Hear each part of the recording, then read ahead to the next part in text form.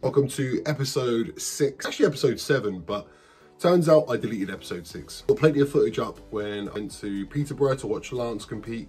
And of hopefully useful information about his carb load and potential pitfalls for people to navigate when they're competing for the first time. Footage of Lance in his hotel room. Other bits and bobs, but anyway, thought I'd uploaded it and I hadn't, and then I deleted it, and where it's such a big file, I wanted to get rid of it on my phone. So I ended up deleting from recently deleted as well. I'm realising my mistake. So I want to start episode 6 with the man of the hour. Give me a kiss. That was great timing.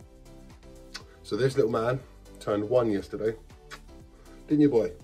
You turned 1. Did you get some presents? What we got him was a balloon.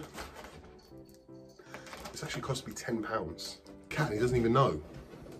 We got him a load of these hair bubbles. These are his favourite things in the world. He goes fucking bonkers for them. We got him a card. This is in there for our boy. And we got him some treats. Definitely a cat, he definitely doesn't know, but it made us feel good anyway. This week was a bit of a weird one. So I'm now 5 weeks out from my show, and I was having a conversation with my client on Monday. He'll actually, if he's watching this, he'll know as well. What I was saying was, I'm never ill. If I don't remember a time where I've really been truly ill. I'd say that this week I've been truly ill, but certainly I've been under the weather. It started on Sunday. I started coughing a bit more than usual. Then my nose started blocking up, and then struggling to sleep, and I had a bad headache. All my sinuses were all blocked. As much as I don't get ill, turns out I do get ill. It wasn't that bad, and it's really important for me as well to lead by example and lead from the front. Like, if I telling other people to still be able to nail their diet plan, nail their training, even when the situation isn't favorable, then I need to be able to make sure I can do it myself if I'm telling other people to do it. Nothing changed. I didn't miss a single meal, didn't miss a single session, didn't miss anything. One of the days, instead of doing 40 minutes cardio, I did 20 minutes. It's the only thing I've missed this whole prep, and it kind of feels a bit annoying that I did that. Maybe I'll make it up, because actually that's annoying me that I haven't got a 100% record. Try not to be stupid with it, but I have to lead from the front. Today it's 7:15 in the morning. It's April the 1st. Me and Amy have got our check-in, so let's see what that will bring. Come on, Arnie, let's go, mate.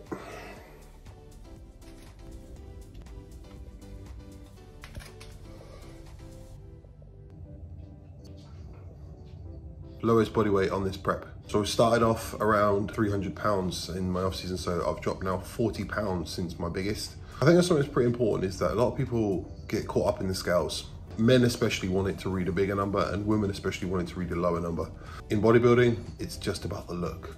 It is just about the look, and it doesn't really matter what you weigh. It's all about the look. And actually, right now, I could be 270, but I wouldn't look as sharp and I wouldn't look as big.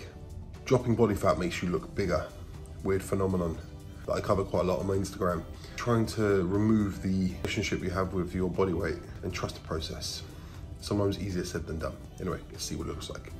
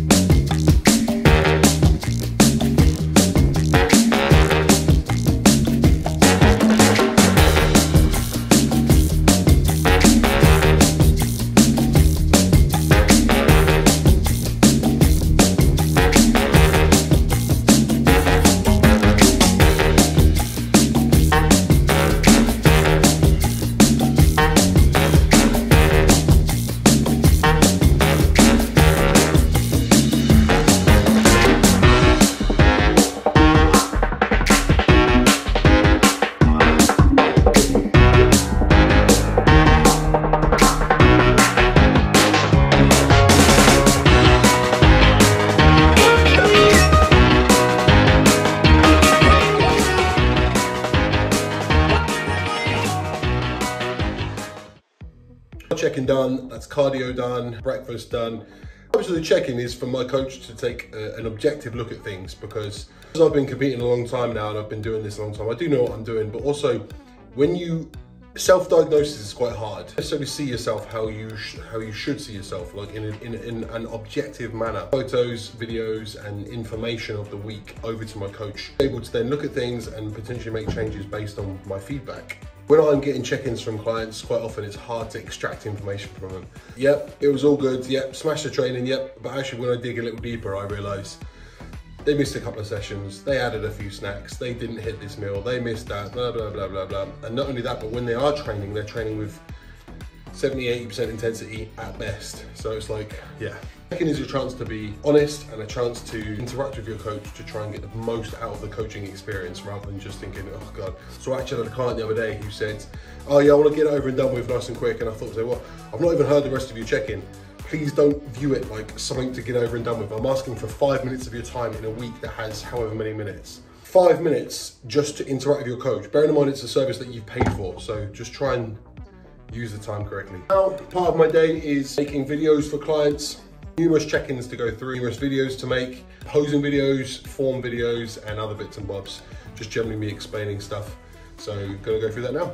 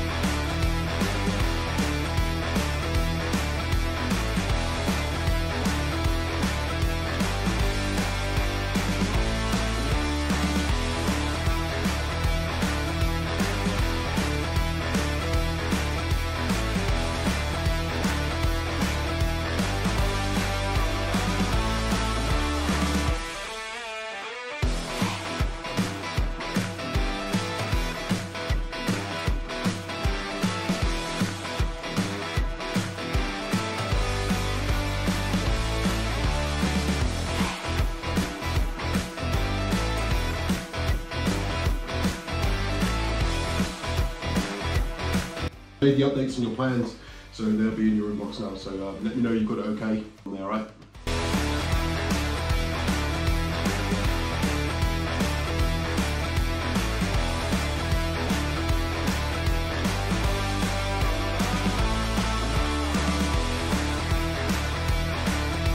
Just having a look at your video, I feel like could use a little bit of work. Firstly, I just want to start with, regardless of whether you're doing the front poses, the side poses, the back poses.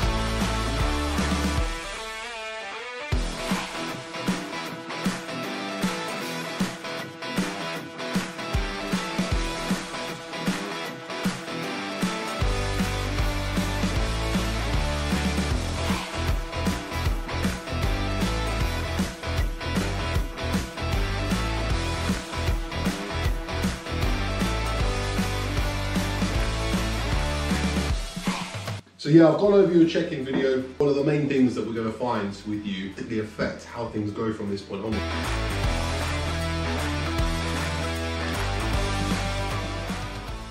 Right, so that's a few videos done, a few check-ins done, and a few updates done. And some renewal payments, and then I've got a new starter as well. And I think of the job as almost like an account management type job. So I've got anywhere from maybe 40 to 60 clients at any given time. Each person has their own individual specifications, goals, requirements, etc., etc. Trying to manage that as best as possible, structure my own day around that. So quite a common question. My cat there. Common question is, when should I eat my meals and what time, how long should I leave between meals? There isn't really a set answer. I mean, it makes sense to spread them out evenly, so you're not sort of like backlogged or you're not sort of like full up, you know. I'm 5 weeks out at the moment, so hunger is starting to creep in.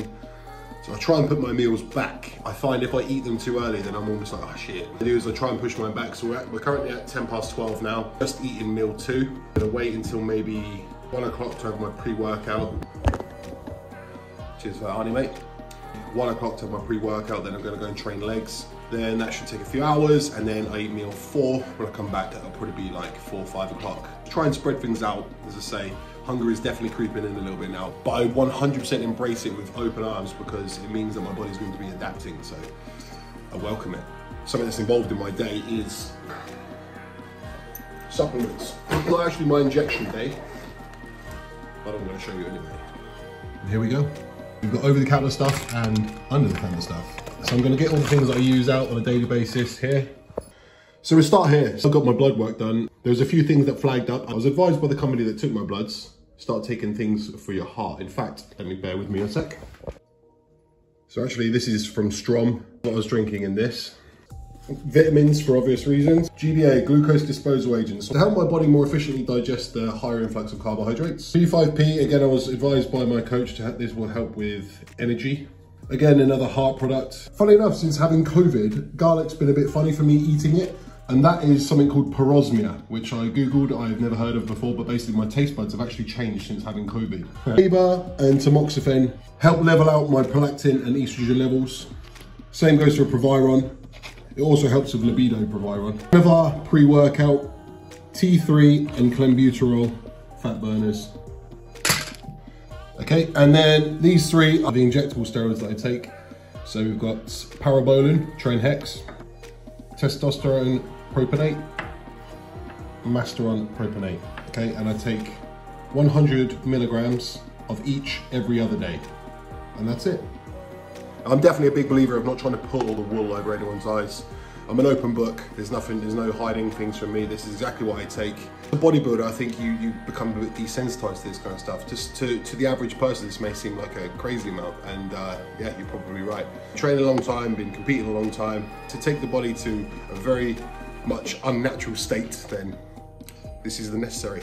Steroids is always going to cause controversy, but it is what it is. I get regular blood works and I'm trying to take care of myself. Obviously the nutrition's on point, sleep's on point. Yeah, it is what it is. I accept the risks, but this isn't by no means me advocating anyone else to do it. This is just what I do. Anyway, in a moment, pre-workout and then leg session.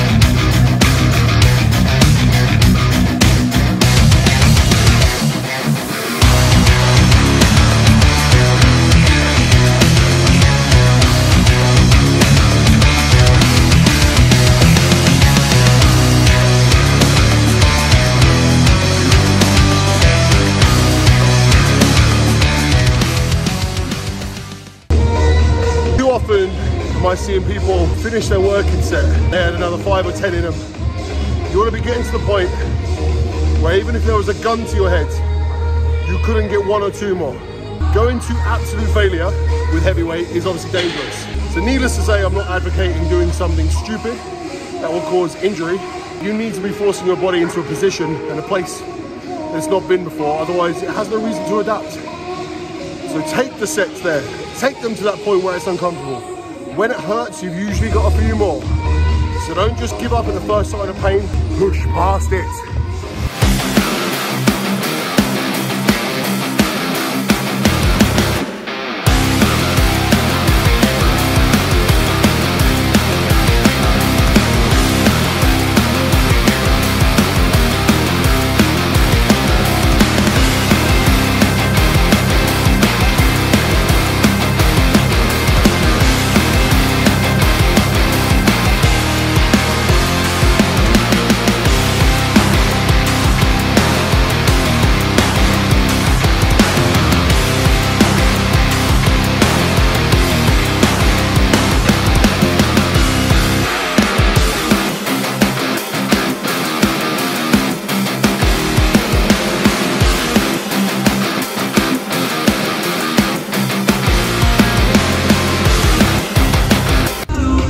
Side of discomfort, people bail. There's usually a couple more in there. That's a wrap. concludes today's session. Now, I can't say that every single session is incredibly easy. Like, you're lacking in energy and you're in the latter parts of prep. Motivation sometimes isn't quite as strong as what it was before. My motivation to get on stage and knowing that I've given everything that I've got overrides the fact that I'm a bit tired. And what I'm seeing time and time again is almost like people can't believe that they're feeling discomfort. Feeling a little bit of hunger, feeling a little bit of tiredness, feeling a little bit of discomfort in any way, shape or form is pretty normal for most people, especially when you're taking on something like show prep. It doesn't matter what subject you're into. If you want to be good at something, you're going to have to make sacrifices, and there's going to have to be discomfort at times when you're pushing your body to its limit. Now, what I'm saying is not revolutionary, but it seems to be something that I encounter quite a lot with my clients. But anyway, now I've got 3 more meals for the day. It is currently 4:30. Space my meals out accordingly. Black coffees maybe. Try and curb my hunger. Once you're a client of mine, I really do want to help. A lot of clients, unfortunately, I never really hear from. And in fact, if anything, I've got to chase them for a check-in. But if you are interactive with me, I will make it my mission to be interactive with you and give you as much information and as much help and support as you want. But anyway, that will conclude today's video. Thank you very much for watching, and tune in next time.